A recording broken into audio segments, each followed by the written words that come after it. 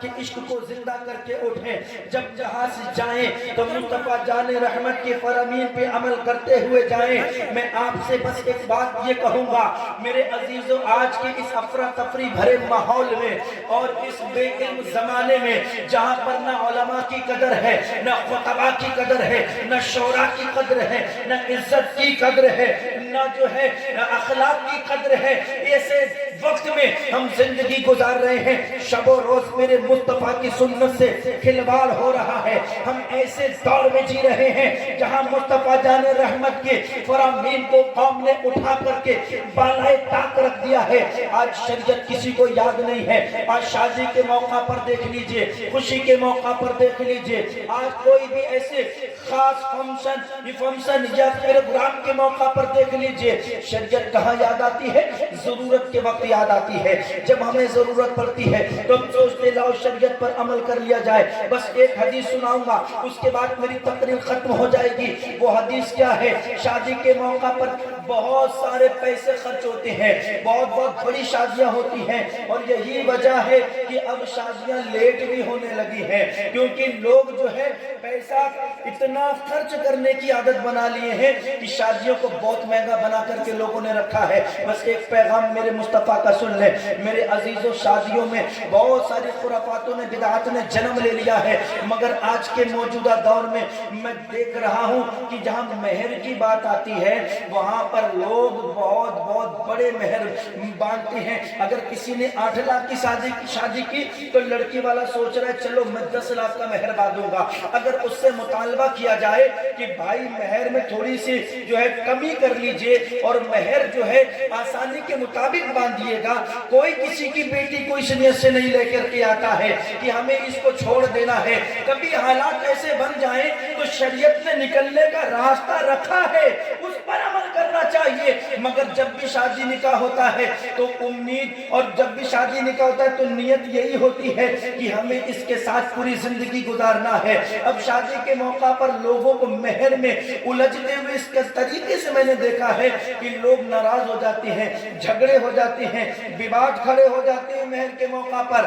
آئیے مہر کتنا ہونا چاہیے اور مہر کی جو ہے اصلی کیا ہے، شریعت میں مہر کیوں رکھا گیا، ابھی تمام تر باتوں کو بتانے کا وقت نہیں ہے۔ بس ایک حدیث سن لیجئے میرے مصطفیٰ جان رحمت علیہ الصلوۃ والتسلیم مدینہ المنورہ میں بیٹھ کر اپنے غلاموں کے بیچ اپنے صحابہ کو اکٹھا کرتے ہیں اور مصطفیٰ فرماتے ہیں اے میرے صحابہ آج میں تمہیں ایک بات نہ بتاؤں؟ تب نے کہا یا رسول اللہ ہمارے ماں باپ آپ کے قدموں پہ قربان، میرے آقا بتائیے تو صحیح۔ میرے نبی مسکرا کر کے فرماتے ہیں جب حضرت آدم علیہ نبی علیہ الصلوۃ والتسلیم کو اللہ نے جنت کے اندر پیدا فرمایا اور اس کے بعد حضرت آدم علیہ نبی علیہ السلام کا دل جنت میں نہیں لگتا تھا، تب اللہ تعالیٰ نے مرد کی تسکین اور اس کی روح کو سکون پہنچانے کے لیے عورت کا وجود جنت کے اندر کیا۔ اب حضرت آدم چاہتے ہیں حضرت حوا کو ہاتھ لگائیں، ان سے گفتگو کریں، ان سے بات کریں، تو اللہ نے فرمایا آدم حوا کو ہاتھ لگانے سے پہلے اس کا مہر ادا کر دیا جائے۔ سبحان اللہ، سمجھ رہے نا؟ جنت میں اللہ نے فرمایا آدم حوا کا مہر ادا کرو۔ حضرت آدم کہتے ہیں میرے مولا میرے پاس میں کوئی بینک بیلنس نہیں ہے، میرے مولا میرے پاس کوئی روپیہ پیسہ نہیں ہے، میرے مولا میرے پاس زمین جائیداد نہیں ہے، میں کس چیز کا مہر ادا کروں؟ تو پروردگار عالم نے فرمایا تو میرے محبوب پہ 10 مرتبہ مہر، 10 مرتبہ درود پڑھ دے، تیرا مہر ادا ہو جائے گا۔ اب یہاں سے پتا چلا حضرت آدم جنت میں میرے نبی پر 10 مرتبہ درود پڑھے، ان کا مہر ادا ہو رہا ہے۔ پتا چلا مہر نقد ہونا چاہیے اور یہ دولے کی حیثیت کے مطابق ہونا چاہیے، کم میں کم ہونا چاہیے۔ آج کتنے لوگ ایسے ہیں 80 سالے ان کی شادی ہوئے ہو گئے مگر انہوں نے مہر ادا نہیں کیا ہے۔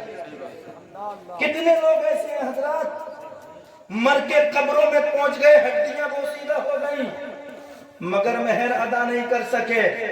اب جتنے تم لوگ یہاں بیٹھے ہو تم میں بھی کتنوں کی شادیاں ہو گئی ہوں گی، اگر میں ایک سے بھی پوچھ لوں مہر تو کہیں گے میاں اب تو لوگ بندواتے اس نیت سے باندھ مولانا 10 لاکھ کون سا دینا، کون سا دینا۔ اب مہر کو اصل بات یہ ہے نا، ہمارے معاشرے میں علم نہیں رہا، ختم علم، عمل کون کرے اس پر؟ مہر میرے عزیزوں اتنا اہم ہے کہ اسے زندگی میں ادا کر دینا چاہیے۔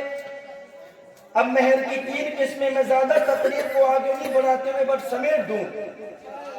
امام غزالی لکھتے ہیں کہ جن لوگوں نے مہر ادا نہیں کیا ہے اور وہ بغیر مہر دیے مر گئے، فرماتے ہیں قیامت میں اللہ تعالیٰ ان کو زانیوں کی صف میں کھڑا کرے گا۔ جس قطار میں زنا کرنے والے لوگوں کو لگایا جائے گا، اس قطار میں، اس لائن میں وہ لوگ کھڑے ہوں گے جن کی شادی ہو گئی مگر پوری زندگی مہر نہ دے سکے بیوی کو۔ اللہ اکبر۔ تو میرے عزیزو، زندگی میں مہر دینا بہت ضروری ہے، اور جن کی عورتیں مر گئی ہیں اور آدمی زندہ ہیں وہ بھی مہر ادا کر سکتے ہیں۔ شریعت میں بڑی گنجائش ہے، مگر ہم پوچھنے کے لیے راضی ہوں تب نا، کسی سے معلوم کریں تب نا۔ اگر بیوی مر بھی گئی ہے تب بھی اس کا مہر ادا کرو۔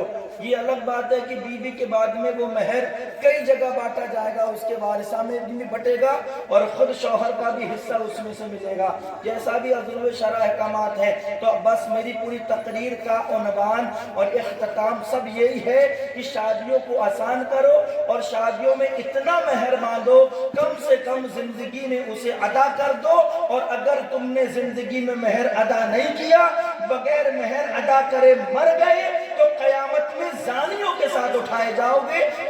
اللہ تعالی ہم سبوں کو حق سننے، حق پہ عمل کرنے اور حق بولنے کی توفیق عطا فرمائے۔ السلام علیکم ورحمۃ اللہ۔